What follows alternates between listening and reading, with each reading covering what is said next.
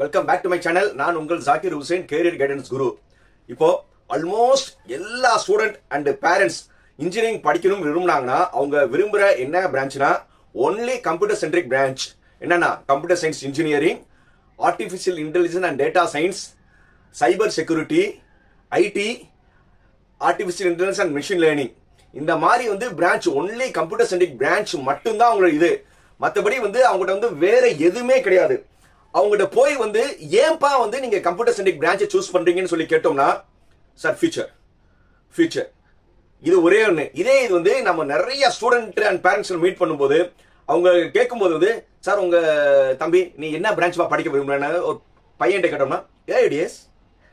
என்னது ஏடிஎஸ்? அது சொல்லும் போதே அந்த வாய் ஒரு கொனட்டலா இருந்த ஏடிஎஸ்.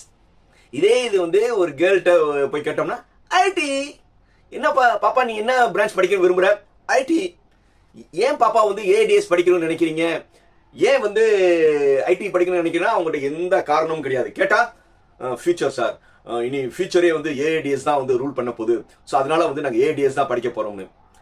அப்புறம் அவங்ககிட்ட நான் சிம்பிளா கேள்வி கேட்பேன், சார் கம்ப்யூட்டர் சயின்ஸ்க்கும் ஐடிக்கு என்னப்பா டிஃபரன்ஸ்? கம்ப்யூட்டர் சயின்ஸ்க்கும் ஏடிஎஸ்க்கும் என்னப்பா வித்தியாசம்?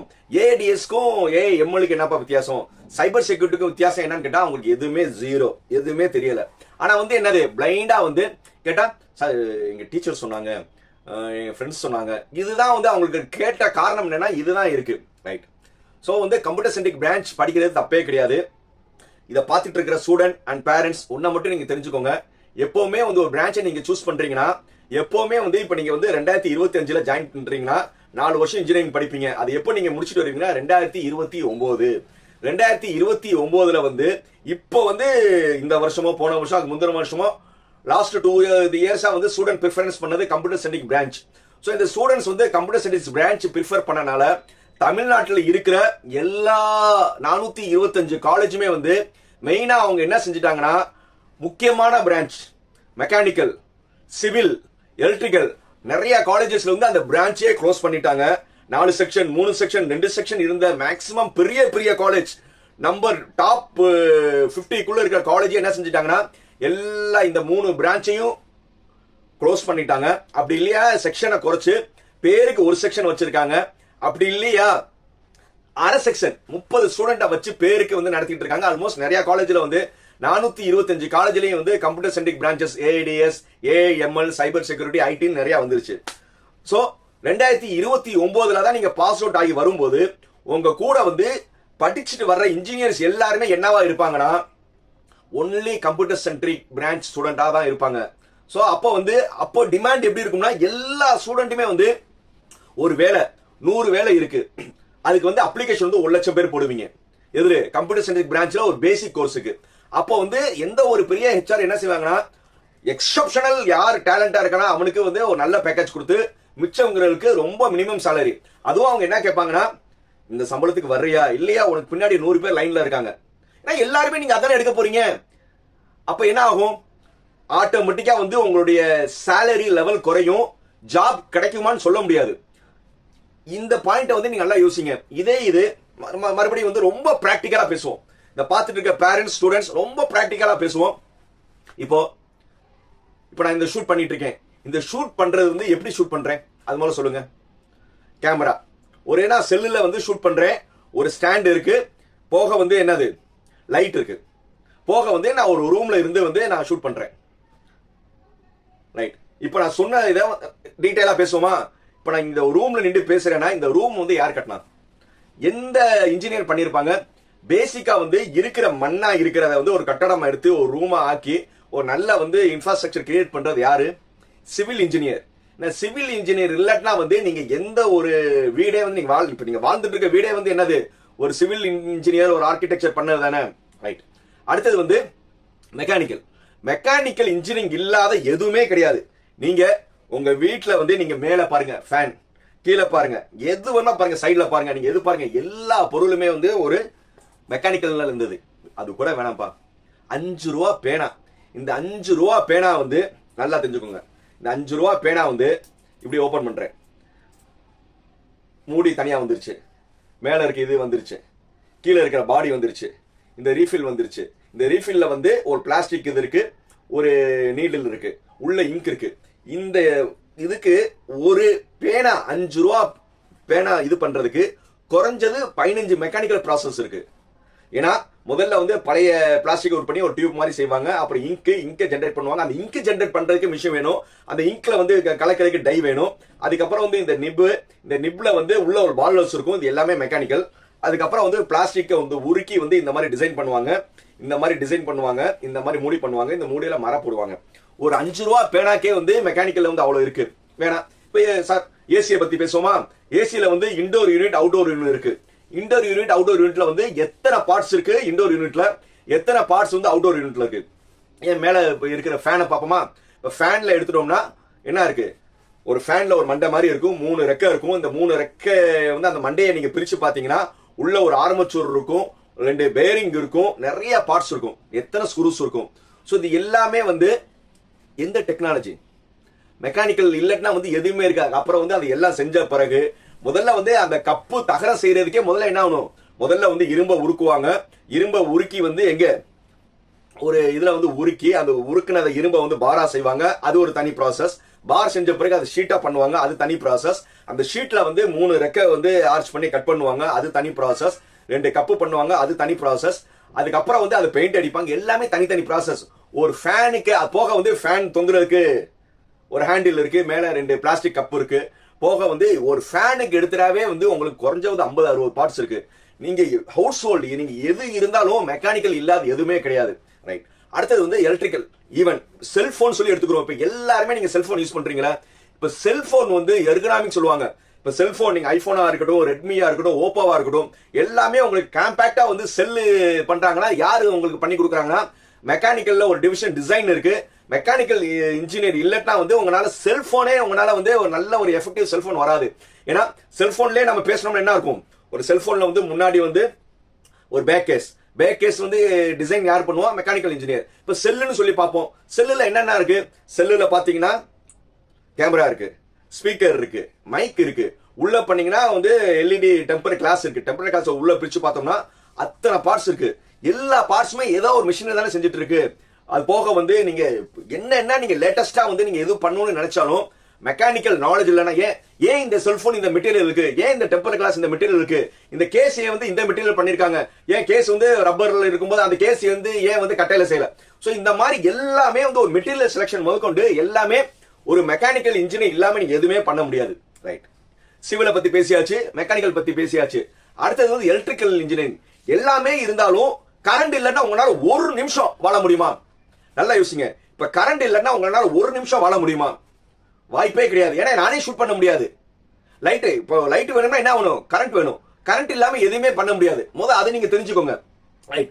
இப்போ ஆல்மோஸ்ட் வந்து சார் இது எல்லாமே வந்து பழைய சார் சிவில்னா வந்து கொத்தனார் வேலை, மெக்கானிக்கல்னா இரும்பு அடிக்க வேலை, எலக்ட்ரிக்கல்னா வந்து எலக்ட்ரிஷியன் வேலை, இப்படி நீங்க நினைக்கிறீங்க. இதெல்லாம் வந்து அந்த காலம். இப்போ மெக்கானிக்கல்ல வந்து எத்தனையோ வந்து டெக்னாலஜி வந்துருச்சு.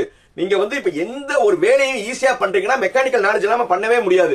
இப்போ எலக்ட்ரிக்கல் இருந்து வந்ததா எலக்ட்ரானிக்ஸோட அட்வான்ஸ்மெண்ட் தான் வந்து இப்ப எல்லாமே இருக்கு. ஏன்னா எல்லாமே இப்போ நீங்க ரிமோட்ல இருந்து ஒரு ஏசியில இருந்து நீங்க எல்லாமே வந்து எது சிம்பிளிஃபை பண்றோம்னா அது எல்லாமே வந்து நீங்க எலக்ட்ரானிக்ஸ் இல்லாம பண்ணவே முடியாது. இவ்வளோ வந்து நீங்க ஏடிஎஸ், ஐடி, கம்ப்யூட்டர் சயின்ஸ் நீங்க சொல்லிட்டு இருக்கீங்களா? அதுல நீங்க எதுல ஒர்க் பண்ண போறீங்க? அந்த கம்ப்யூட்டர் தயாரிக்கிறது யாரு? கம்ப்யூட்டர் பார்ட்ஸ் எல்லாமே மெக்கானிக்கல், எலக்ட்ரிக்கல், எலக்ட்ரானிக்ஸோட இதுதான். அது இல்லைன்னா வந்து நீங்க ஏடிஎஸ், ஐடி இது எதுவுமே வந்து பண்ணவே முடியாது. உயிர் இருந்தாலும் நீங்க பண்ண முடியும். இதுவுமே இல்லைன்னா உங்களை பண்ணவே முடியாது. முதல்ல இன்னும் நல்லா தெரிஞ்சுக்கோங்க. ஏடிஎஸ்னா வந்து நீங்க சினிமால பாத்துட்டு கிராபிக்ஸ் பண்றாங்களே அதுதான் ஏடிஎஸ் நினைச்சிட்டு இருக்கீங்க. கிராபிக்ஸ் மட்டும் தான் ஏடிஎஸ் நினைச்சிருக்கீங்க. ADS is a tool. அதை மட்டும் மறக்கவே மறக்காதீங்க. ஏடிஎஸ் வந்து ஒரு டூல் தான். இப்போ வந்து யாருமே வந்து இப்ப நான் வந்து செல்போன் ஓப்பனா சொல்றேன், எனக்கு செல்போன் அவ்வளவு யூஸ் பண்ண தெரியாது. எனக்கு செல்போன்ல என்ன தெரியும்னா செல்போன் வந்து ஆன் பண்ண தெரியும், பேச தெரியும், ஆஃப் பண்ண தெரியும். மிஞ்சி போனா வந்து வாட்ஸ்அப் போவேன், இல்லைன்னா கேமரா ஆன் பண்ணி ஷூட் பண்ண தெரியும். இவ்வளவுதான் எனக்கு தெரியும். ஆனா என் பொண்ணு வந்து 9th முடிச்சு 10th போகுது. என் பொண்ணு வந்து பிரிச்சு மேஞ்சிரும். அதுக்கு தெரியாத ஷார்ட்கட்ஸ் கிடையாது. நான் என்னதான் வந்து அது படிக்கிற பொண்ணு நான் லாக் பண்ணிட்டு போனாலும் அது ஈஸியா ஓபன் பண்ணிடுது. ஏன்னா இப்ப இருக்கிற 10 வயசு 10வது படிக்கிறவன் கூட வேணாம், இப்போ 6 வயசு 7 வயசு குழந்தைங்க வந்து செல்போன் கொடுத்தீங்கன்னா அது பிரிச்சு பண்ணிடுவான். உள்ள போய் ஆப்ல பண்ணுவான்.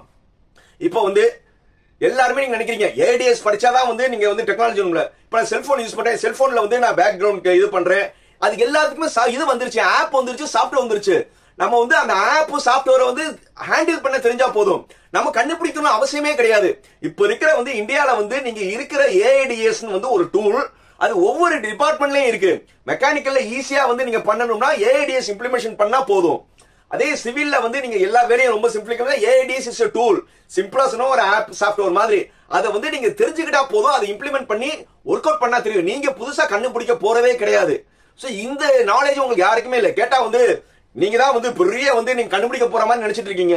நீங்க வந்து என்னதான் ஏஐடிஎஸ் படிச்சாலும் நீங்க இம்ப்ளிமெண்டேஷன் அதை வந்து யாரோ ஒருத்தவங்க எங்கேயோ கண்டுபிடிச்சதை வந்து நீங்க வந்து ஹேண்டில் பண்ண போறீங்க. சிம்பிளா வந்து இப்ப செல்போன் நான் ஒரு சின்ன குழந்தை கூட செல்போன் யூஸ் பண்ணு சொன்னல, அந்த செல்போனுக்கு யாராவது வந்து இந்த செல்போனை வந்து எப்படி ஹேண்டில் பண்ணணும், ஏஐடிஎஸ் இது அதை பேக்ரவுண்ட் இப்படி ஓபன் பண்ணணும், இது பண்ணா ஆடியோ மிக்ஸ் பண்ணலாம், இதெல்லாம் கிராபிக்ஸ் பண்ணலாம், இதெல்லாம் வந்து மண்டை வரும், இதெல்லாம் வந்து யாரும் சொல்லி கொடுக்குறாங்களா? நம்ம உள்ள நோண்டி பார்த்து அரை மணி நேரம் அதிகபட்சம் 1 மணி நேரம் செல்போன் கொடுத்தா நீங்களே வந்து எல்லாமே கண்டுபிடிச்சிருவீங்க. அதே மாதிரிதான் ஏடிஎஸ் வந்து ஒரு டூல் தான். அந்த டூலை வந்து எஃபெக்டிவா வந்து யார் யூஸ் பண்ணாலும் போதும். அதே மாதிரி வந்து நீங்க வேலைக்கு போறீங்கன்னா வந்து நீங்க கம்ப்யூட்டர் சயின்ஸ் படிச்சவங்க மட்டும் தான் கம்ப்யூட்டர் சயின்ஸ் ஏடிஎஸ் படிச்சவங்க தான் கிராஃபிக் இதுக்கு போகணும்னு அவசியம் கிடையாது. நீங்க வந்து பேசிக் நாலேஜ் இருந்துட்டு நீங்க வந்து ஒரு வேல்யூ ஆடட் கோர்சஸா வந்து ஏஐடிஎஸோ இது எல்லாமே நீங்க வேல்யூ ஆடட் கோர்சஸ் பார்த்து லாங்குவேஜஸ் வந்து நீங்க C++, பைத்தான், டிஜாங்கோ இந்த மாதிரி எது இருந்தாலும் நீங்க அன்னைக்கு இதெல்லாம் வந்து நான் சொல்றதெல்லாம் வந்து அவுடேட்டட் ஆயிடுச்சு. இனி வந்து இந்த வருஷம் புதுசா என்ன லாங்குவேஜ் வரப்போகுதுன்னு தெரியல, 2029 என்ன லாங்குவேஜ் வரப்போகுதுன்னு தெரியல. இப்போ நீங்க எந்த காலேஜ்ல போய் சேர்ந்தாலும் ஏற்கனவே பிக்ஸ் பண்ண சிலபஸ் தான் படிக்க போறீங்க. நீங்க 2029 வரும்போது அது எல்லாமே அவுடேட்டடா இருக்கும். அதனால வந்து ஒரு வேல்யூ ஆடட் கோர்சஸ் வந்து என்ன செய்யணும், நீங்க அடுத்து ஒவ்வொரு வருஷமே வந்து நீங்க வேல்யூ ஆடட் கோர்சஸ் படிக்கணும். சோ அதனால வந்து நீங்க எந்த டிபார்ட்மெண்ட் படிச்சாலும் ஒரு கம்ப்யூட்டர் நாலேஜ் இருந்தாவே வந்து நீங்க ஒரு ஐடி கம்பெனிக்கோ சாஃப்ட்வேர் இதுக்கே போயிடலாம். இதுல மேஜர் ஒரு அட்வான்டேஜ் என்னன்னா அந்தந்த துறையிலேயே நிறைய சாஃப்ட்வேர் இருக்கு. ஆட்டோகேட், பொறி, ஆன்சிஸ், சாப், பிரைம்வீரா இந்த மாதிரி நிறைய அந்தந்த டிபார்ட்மெண்ட்லயே சாஃப்ட்வேர் இருக்கு. போக வந்து நீங்க எக்ஸ்ட்ராவா வந்து என்னது இன்னைக்கு வந்து பைத்தான், டிஜாங்கோ படிக்கிறாங்க, அதை மட்டும் படிச்சுக்கிட்டா நீங்க உடனே ஐடி கம்பெனிக்கே போயிடலாம். இந்த நாலேஜ் தெரியாம வந்து நான் வந்து ஐடி தான் படிப்பேன், ஏடிஎஸ் தான் படிப்பேனா நல்ல காலேஜ்ல படிக்கிறது தப்பே கிடையாது. இப்ப நீங்க ஏடிஎஸ் வந்து ஒரு நல்ல காலேஜ்ல வந்து உங்க மார்க்கிங் நல்லா எடுத்து நல்ல காலேஜ்ல சேர்ந்தீங்கன்னா தப்பு கிடையாது. எல்லா காலேஜுமே வந்து ADS, IT, cyber security, AML எல்லாமே ஓபன் பண்ணாரு. ஒரு நல்ல காலேஜ்ல வந்து ஒரு mechanical, civil, electrical, biotechnology, rubber technology இந்த மாதிரி வந்து நான் கோர்ஸ் சொன்னோம்னா சொல்லிட்டே போறான். இதெல்லாம் நான் படிக்க மாட்டேன். பெரிய காலேஜ்ல ஒரு டுபாக்கூர் காலேஜ்ல போயிட்டு வந்து நான் ஏடிஎஸ் படிப்பேன். ரொம்ப சுமாரான காலேஜ்ல வந்து computer science engineering 100 cut off, 70 cut off நீங்க அப்ளிகேஷன் போட்டாவே கிடைக்கிற காலேஜ்ல நான் ஏடிஎஸ் படிப்பேன். ஆனா வந்து ஒரு டாப் காலேஜ்ல வந்து நான் நல்ல பிரான்ச் படிக்க மாட்டேன்னு இருக்கிறத இந்த மைண்ட மாத்துங்க. என்ன சார் இவரு பூமர் மாதிரி பேசுறாங்க நினைக்கலாம், இது பூமர் கிடையாது. நீங்க பூமரா நினைக்கிறவர் அவ்வளவு எக்ஸ்பீரியன்ஸ். நம்ம ஒரு காலேஜ்ல வந்து நம்ம ப்ரொஃபஸரா இருக்கோம், நம்ம காலேஜ்ல தெரியும் ஒவ்வொரு பிரான்ச்லயும் வந்து இப்ப இருக்கிற வந்து ஸ்டூடெண்டோட என்ன இதுல இருக்காங்கன்னு முதல்ல வந்து அந்த இதை வந்து நீங்க யோசிங்க. ஒரு நல்ல இன்ஸ்டிடியூஷன்ல வந்து எனி பிரான்ச் எடுக்கிறதுக்கும் ஒரு லோக்கல் காலேஜ்ல வந்து கம்ப்யூட்டர் சயின்ஸ், ஏஐடிஎஸ், ஏஎம்எல் படிக்கிறதுக்கும் நிறைய வித்தியாசம் இருக்கு. ஏன்னா பூவுடம் சேர்ந்த நாரும் மணக்கும் மாதிரியோ நீங்க ஒரு பெரிய காலேஜ்ல படிச்சீங்கன்னா எனி குரூப் படிச்சாலும் அந்த காலேஜே வந்து உங்களுக்கு வேல்யூ ஆடட் கோர்சஸ் வந்து கம்ப்யூட்டர் ரிலேட்டடா சொல்லிட்டு உங்களுக்கு ஒரு நல்ல இதுல வந்து பிளேஸ்மெண்ட் பண்ணி கொடுத்துருவாங்க. ஆனா ஒரு ரொம்ப மோசமான காலேஜ்ல போயிட்டு வந்து நீங்க ஏஐடிஎஸோ, ஏஎம்எல்ஓ, கம்ப்யூட்டர் சயின்ஸோ படிச்சீங்கன்னா அவங்க வந்து உங்களுக்கு வேலையே வாங்கி கொடுக்க மாட்டாங்க. அப்படியே வேலை வாங்கி கொடுத்தாலும் பில் அடிக்கிற வேலை, பிபிஓ வேலை, இந்த மாதிரி வேலைக்காக வந்து கேரியர் வேஸ்ட் பண்ண போறீங்களா? அதனால வந்து உங்க கேரியரை சூஸ் பண்றதுக்கு முன்னாடி 1க்கு 100 தடவை யோசிங்க. நான் ஏன் இந்த பிரான்ச் எடுக்கணும், ஏன் இந்த காலேஜ்ல எடுக்கணும் நல்லா யோசிச்சுட்டு நான் உங்க வாழ்க்கையை நிர்ணயிக்க போறது கிடையாது. உங்க வாழ்க்கையை நீங்களே நிர்ணயிங்க. 1க்கு 100 தடவை யோசிங்க. இந்த காலேஜ்ல இந்த குரூப் எடுத்தா நான் ஒருத்தா? உங்க லைஃப் நீங்க தான் டிசைட் பண்ணணும். இந்த வீடியோ பிடிச்சிருந்துச்சுன்னா என்ன செய்யணும்? Like, comment, share, subscribe. ஏன்னா இந்த டிஸ்கிரிப்ஷன்ல வந்து நான் போன வருஷம் நான் ஒரு வீடியோ போட்டேன், ஏடிஎஸ் படிச்சா வேலை கிடைக்காதான்னு. அது ரொம்ப ட்ரெண்டிங்கான வீடியோ. அதையே வந்து நான் டிஸ்கிரிப்ஷன்ல லிங்க்ல வைக்கிறேன். அந்த வீடியோ பாருங்க. அதுக்கப்புறம் வந்து உங்களுடைய கேரியரை நீங்க டிசைட் பண்ணுங்க, மத்தவங்க இன்ஃப்ளூயன்ஸ் பண்ணி டிசைட் பண்ணக்கூடாது. பாய்.